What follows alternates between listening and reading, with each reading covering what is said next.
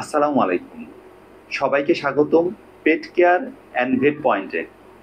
আজকে আমি একটা খুবই গুরুত্বপূর্ণ এবং কমন প্রবলেম নিয়ে কথা বলবো।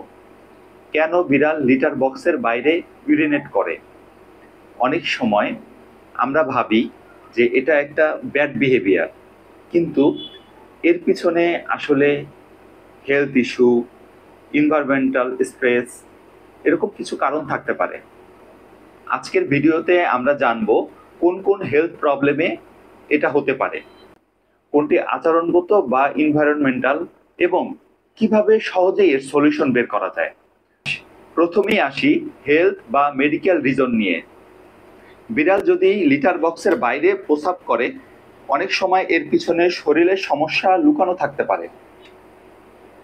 ইউরিনারি ট্র্যাক্ট ইনফেকশন হলে বিড়ালের ঘন ঘন প্রস্রাব হয় বা সামান্য প্রস্রাব বের হয়, কখনো ব্যথা হতে পারে। এই অবস্থায় এনিম্যালটা বক্স অ্যাভয়েড করে অন্য জায়গায় ইউরিনেট করে। ইউরিনারি ব্লাডের মধ্যে স্টোন হয়ে থাকে, এগুলো মেল ক্যাটে বেশি হয়। প্রস্রাব করতে গিয়ে সেক্ষেত্রে খুব কষ্ট হয়, তাই তারা লিটার বক্সকে পেইনফুল জায়গা ভেবে এর বাইরে প্রস্রাব করে। আবার কিডনি প্রবলেম হলেও বিড়াল প্রচুর পানি খায় আর অনেক প্রস্রাব করে। ডায়াবেটিসের ক্ষেত্রে একই রকম, অতিরিক্ত পানি খায় আর ইউরিনেট করে। অ্যাডাল্ট ক্যাটে আর্থ্রাইটিস বা জয়েন্ট পেইন হয়, এটা হলে বক্সে উঠতে বসতে ওদের কষ্ট হয়, তাই এই সময় ওরা বাইরে প্রস্রাব করে। তাহলে প্রথমেই মনে রাখতে হবে, যদি হঠাৎ বিড়ালটার বিহেভিয়ার চেঞ্জ হয়, প্রথম ধাপ হলো ভেটের কাছে মেডিকেল চেক আপ করানো। এবার আসি আচরণগত এবং এনভায়রনমেন্টাল কারণগুলোর দিকে। ক্যাটস আর সুপার ক্লিন অ্যানিম্যাল। যদি লিটার বক্স নোংরা থাকে, তারা সেটি এড়িয়ে চলে, তাই বক্স সবসময় ক্লিন রাখতে হবে।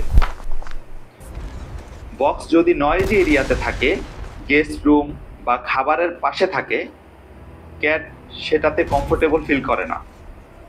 তাই বক্স সবসময় হোয়াইট এবং নয়েজ ফ্রি জায়গায় রাখতে হবে। গোপন কাজ গোপনেই করতে দিবেন। ঘরে একাধিক ক্যাট হলে প্রত্যেকের জন্য আলাদা লিটার বক্স দিবেন।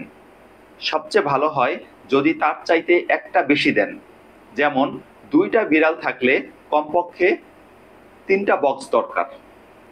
এছাড়া নতুন বাড়ি, নতুন ফার্নিচার, নতুন বেবি, মেহমান বা অন্য কোনো পেট, এসব কারণেও ক্যাট স্ট্রেসে পড়ে এবং লিটার বক্স অ্যাভয়েড করে।